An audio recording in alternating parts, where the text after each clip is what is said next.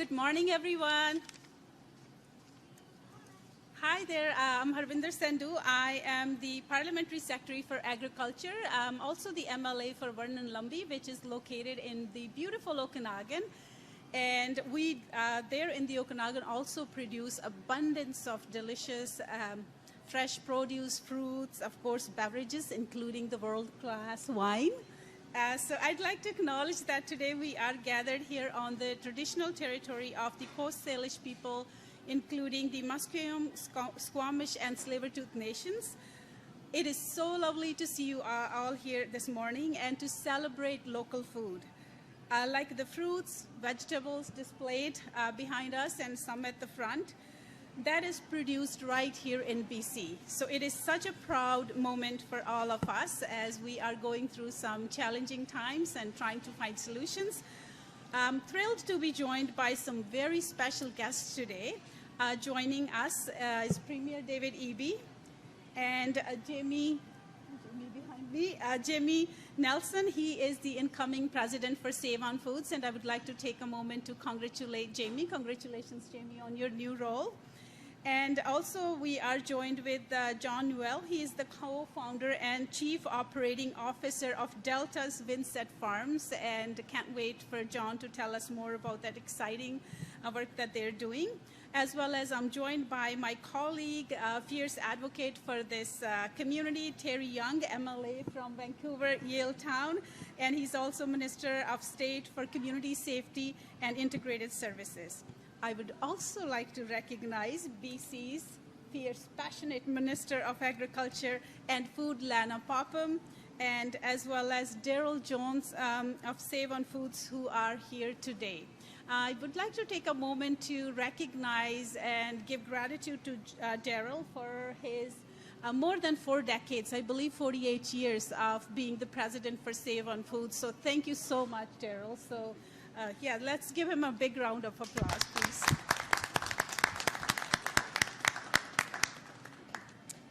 So I want to say thank you, Daryl, Jamie, and entire team at Save On Foods for hosting us here and just doing it so graciously, organizing so well. So now I would like to invite Premier it is my pleasure to introduce Premier David Eby to say a few words. I think my pages are a little bit upside down, so Premier, we'll start with you. Yeah, we'll start with you, and I'll sort out my pages. Thank you. Thanks, Harwinder. Thanks, Harwinder. It's good to see everybody. This is a very important day for me. I said to myself this morning, I'm going to go to Save On Foods, and today is going to be the day that I don't forget anything.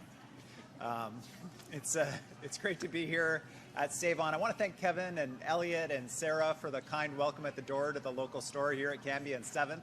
The store looks amazing. You guys did an incredible job to get ready for us. Thank you so much to the staff and management team here.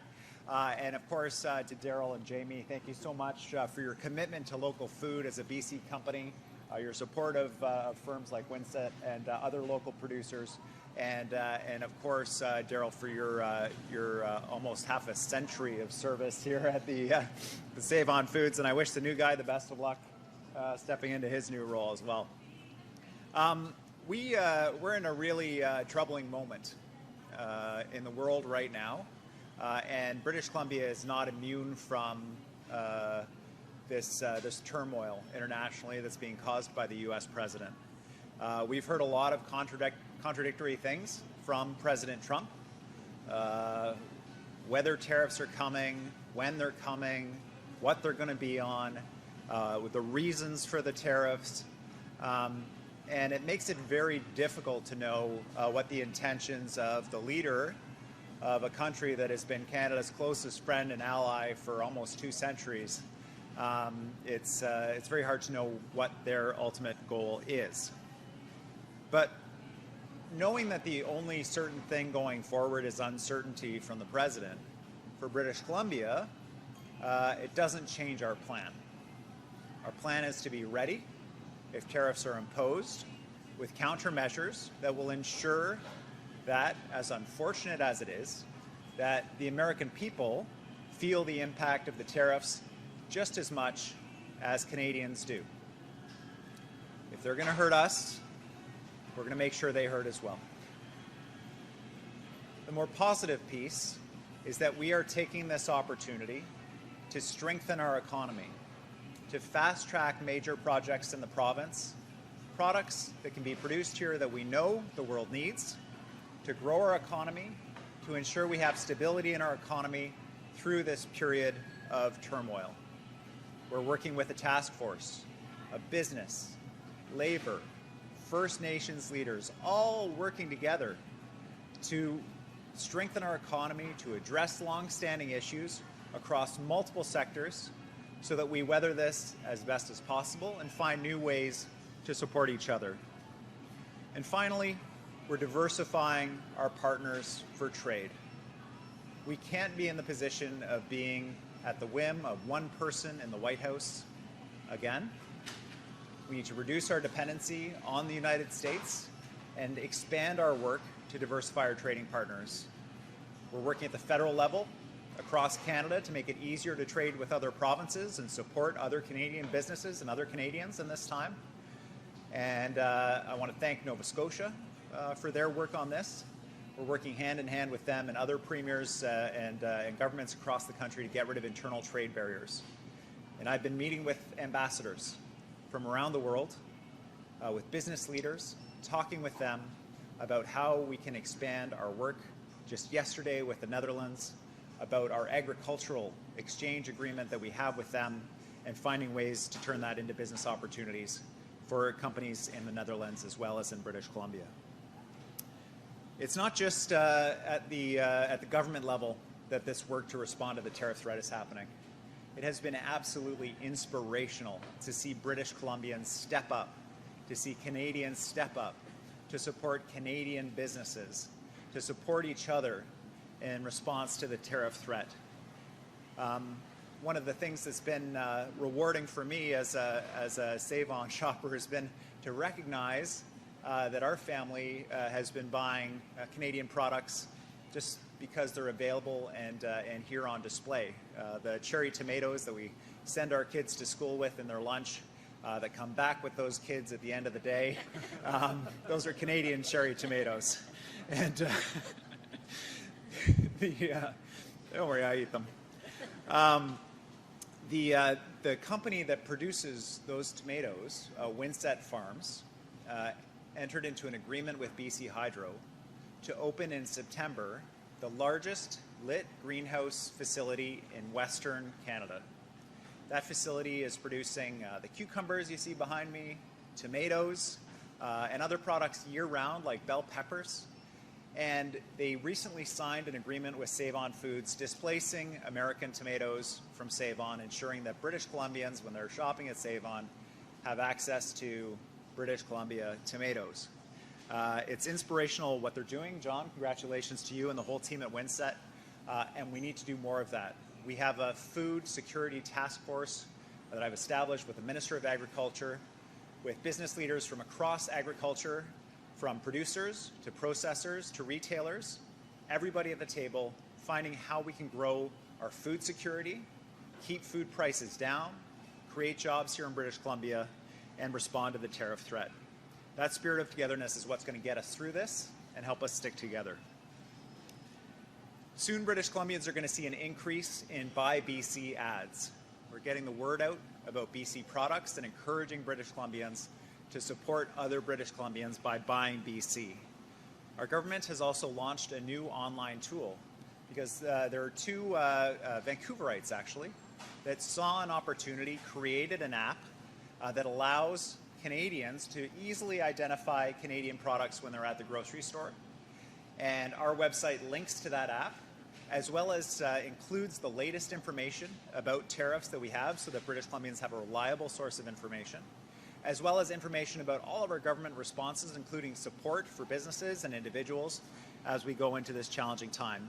You can visit that site at gov.bc.ca/tariffs, and you'll find the information there about what our government is doing to respond and how you, whether you're traveling or whether you're buying groceries or other products, can help support this effort to support Canadians in this time.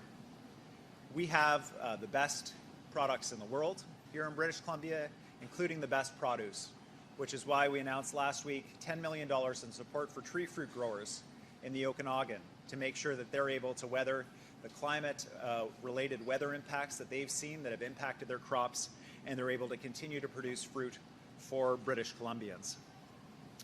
Now, British Columbians are tough, but fair. We're independent-minded, but we're proud of how we take care of each other. We're also kind, but don't ever mistake the kindness of British Columbians for weakness. We will be strong in the face of this tariff threat. We will support each other, and we will come through the other end stronger. There is nowhere else in the world I would rather be, and this president is threatening almost everyone in the world. But there is nowhere else I would rather be to face this threat than right here in British Columbia. We have everything we need to be successful, to come out the other side stronger, more united, more together in prosperity and economic growth and support for families and people in our province. I'm so glad to be here because Save-On, Windset, and other BC and Canadian companies are going to be part of that answer. So thank you for having us.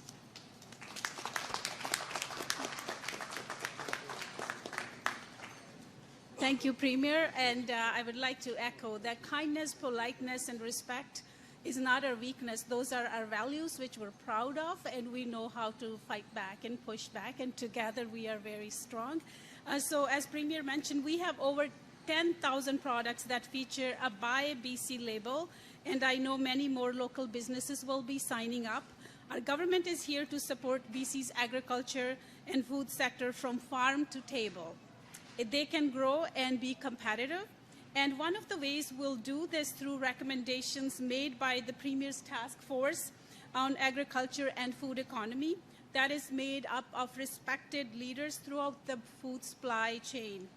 So one of those leaders is Jamie Nelson, incoming president of Save-On Foods, and I'd like to invite Jamie to speak and say a few words to us. Thank you, Jamie.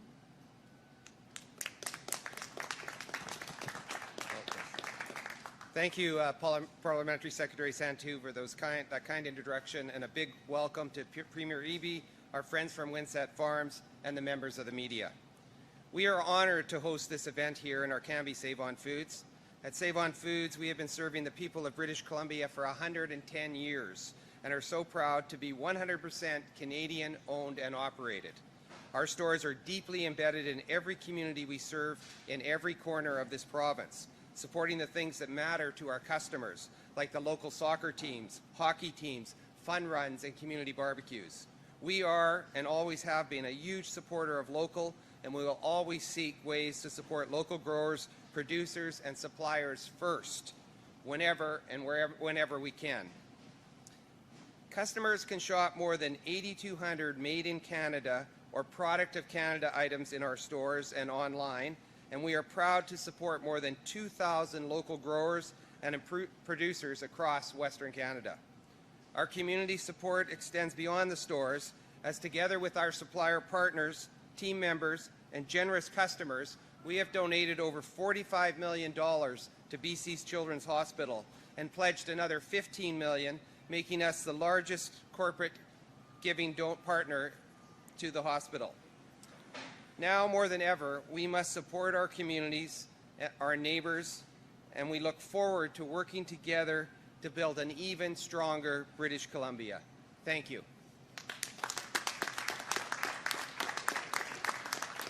Thank you, Jamie. And now I would like to welcome John Newell, Chief Operating Officer and co-founder of Windset Farms, to tell us more about the local produce that they are growing, and right here in the Lower Mainland. Hello, I'm John Newell from Windset Farms, and I'm a proud farmer produce here in British Columbia. And I'd like to say that, I'm here to represent BC and Canadian farms that produce sustainable, local produce on a year-round basis for BC and Canadian consumers. And I'm just so proud to be here with our Minister, Lana Popham, and our Premier, David Eby, and Save-On Foods, and Daryl and Jamie. They're some of the most incredible people that have a team behind them that actually promote local buying. They promote local farms and companies that make our company, like Windset Farms, successful to be able to bring consumers, BC consumers and Canadian consumers, product year-round, whether it be tomatoes, cucumbers, butter lettuce, and other items. I'm just here as a proud farmer and cannot say more about the actual incredible support we've had from our local consumers and customers in a time of uncertainty, and it means the world to us. And I just want to thank everybody and here for supporting us, and for BC consumers and Canadian consumers supporting farms that are local. And I just want to thank you, and I'm really honored to be here. So thank you very much.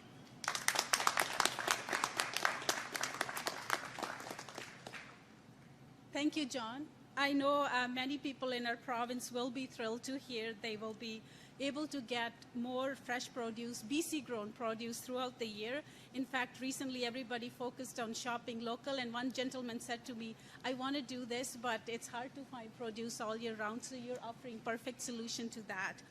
It's never been more important to buy BC products that are made in Canada and support local food production.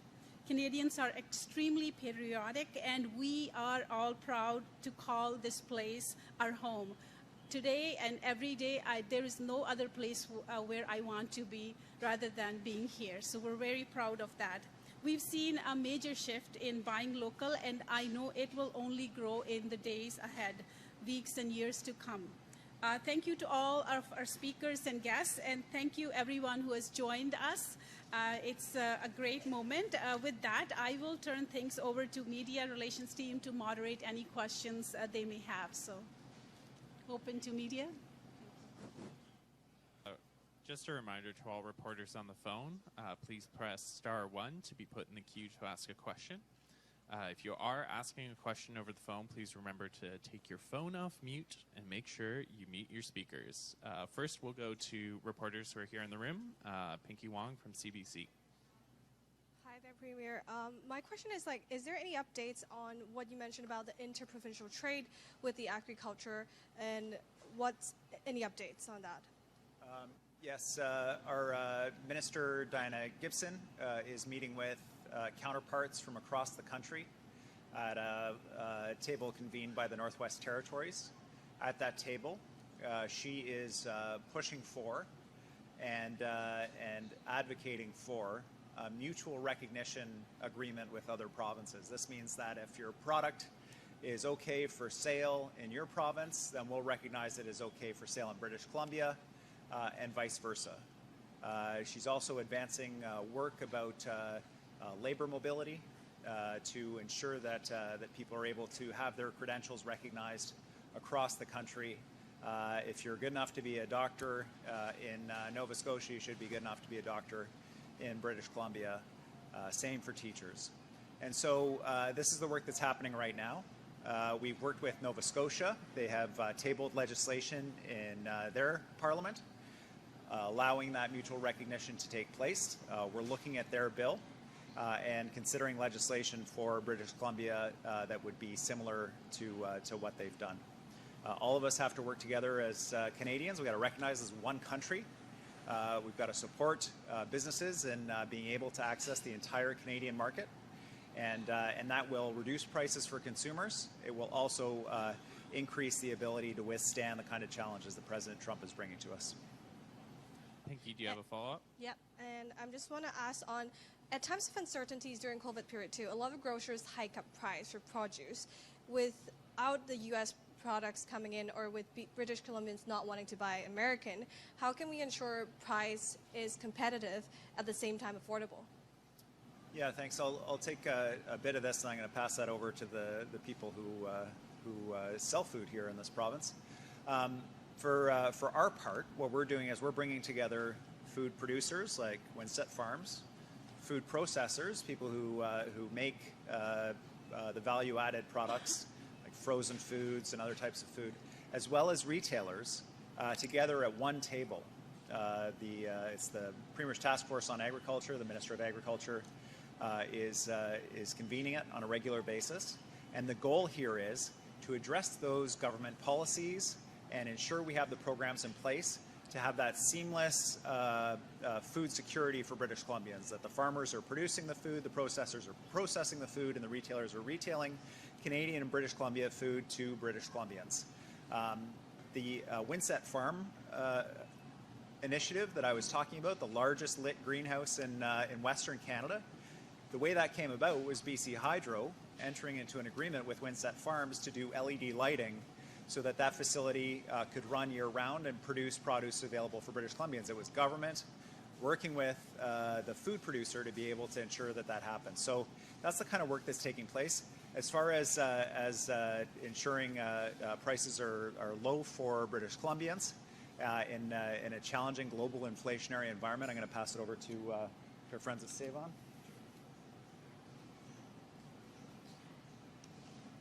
Thank you. Just to comment on that question, you know, we work hard every day to ensure that our prices are the best they can be for our customers. And when you think about it, there's something wrong when it's cheaper for us to pull produce out of way down Southern California and sell it here in BC at a lower price. That's why I'm so excited about the conversation we're having. Sure, tariffs are a big, ugly thing, but the government and the retailers and the manufacturers and producers working together to control our destiny as British Columbians to make sure we're doing the right thing for our people and giving value to them, I think it's a really exciting time. Next, we'll go to Ben Bagara from News 1130.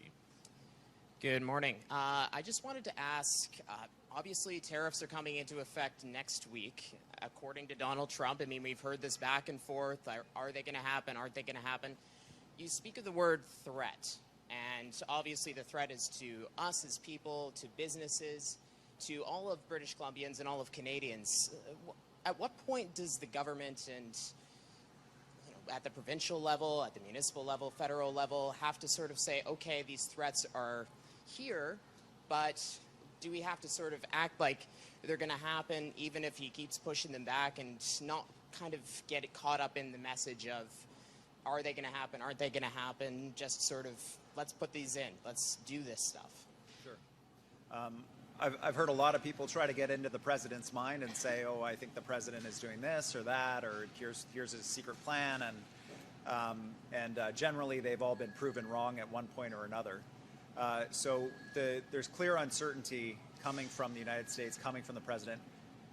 That in itself is hurting the Canadian economy. It's hurting BC businesses. It's very hard to make decisions about investments, about expansion, about hiring, if you don't actually know what the business environment is that you're working in.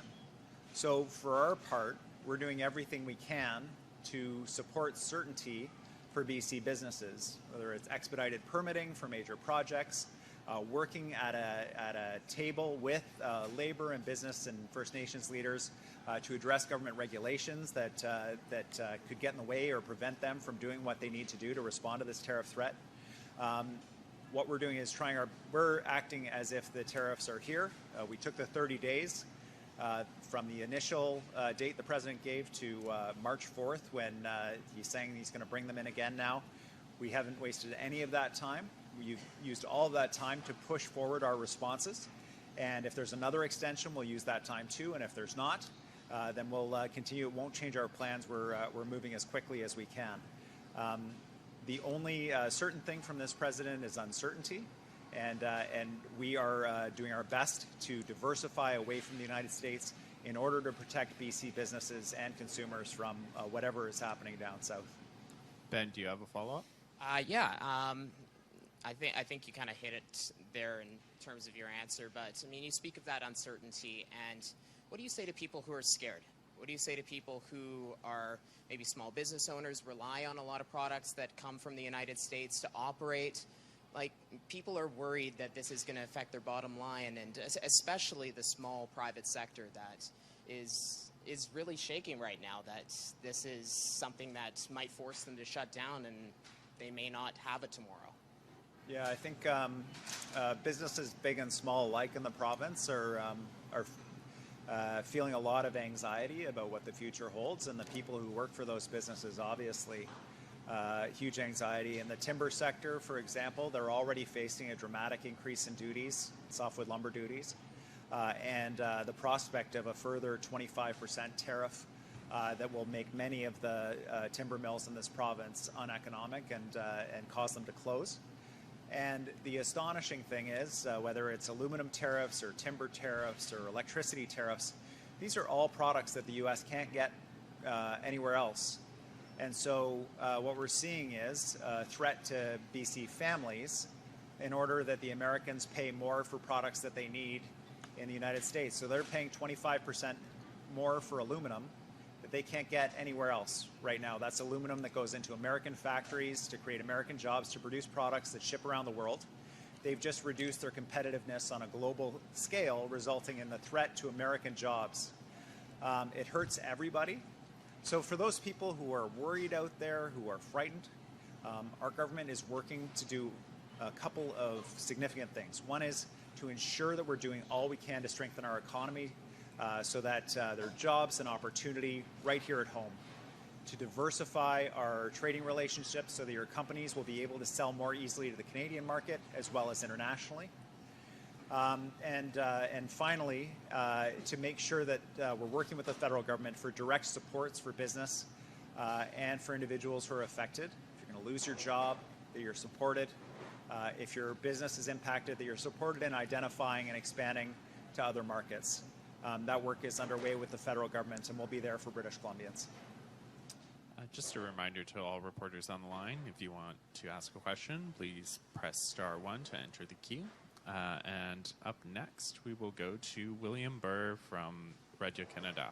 Hi, Premier. I was just wondering if you were able to confirm that Justin Trudeau asked you and other premiers not to negotiate directly with the United States until 2 members of Trump's cabinet are confirmed by the Senate. Are you able to confirm that? The Prime Minister didn't ask that of me, but I don't have any meetings scheduled with senior U.S. administrators. So, I mean, I think the Premier's made a good push down in Washington, D.C., had that meeting at the White House with senior staffers there.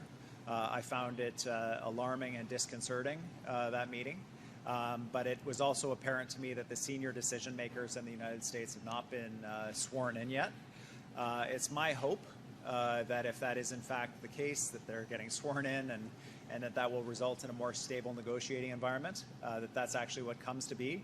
But my experience to date has been that the people we've been meeting with, the senior administrators, the Congress people, Republicans, the governors, Republicans, that they have no better idea than we do what's in the president's head, what he's going to do, what he's going to say. And so hopefully we're able to reach some stability, but in any event, it is quite an uncertain environment right now. Could I please ask a question to Mr. Wilson? Yes, of course. Or to someone from Save-On? I'm just curious to know, approximately, do you know what percentage of products are from the U.S. in your stores versus the percentage from Canada?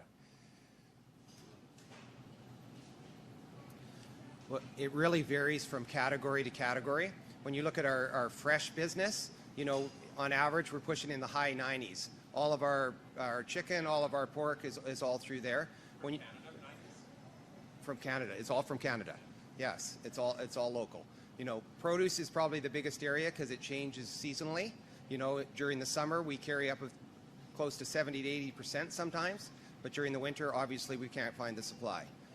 Groceries, which is a big center of store item, are in the mid-50s, 40s in there, depending on timing. There are so many products that are manufactured in the U.S., partially shipped to Canada and made, finished off here. But I can assure you there's a lot of lists flowing around out there right now, and there's still a lot of people trying to confirm the lists are accurate, and we're really leery of that ourselves. We want to make sure the lists are. We do have over 2,000 items on the shelves that are identified with Canadian flags at this time, that we're 100% sure, and they say whether they're product to Canada or made in Canada or not. And we're just going to, the ball's rolling. You know, we've been involved in local forever. If we just had to dust off some of the stuff we've been doing forever, and we're just really excited about pushing forward with it. Okay, thank you. That concludes today's event. Thanks, everybody. Thank you, Savon. Thanks, John.